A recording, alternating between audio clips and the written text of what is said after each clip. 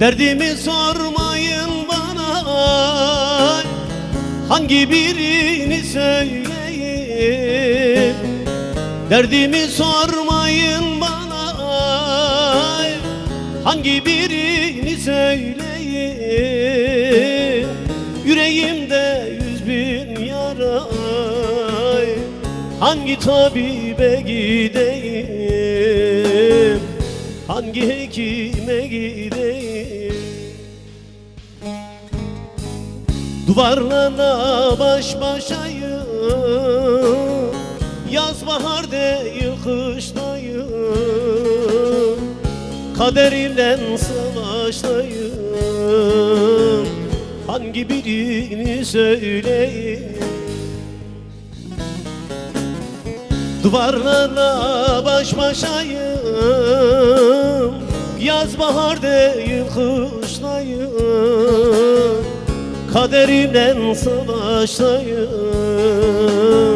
Hangi birini söyleyeyim?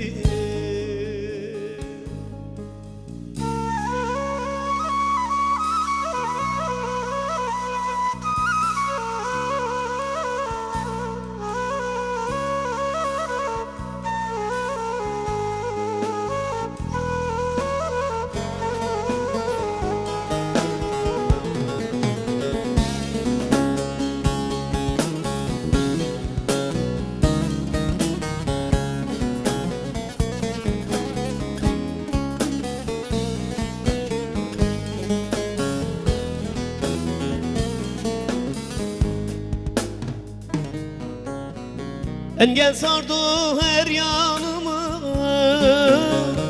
dağa çevirdi yolumu. Engel sardı her yanımı, dağa çevirdi yolumu.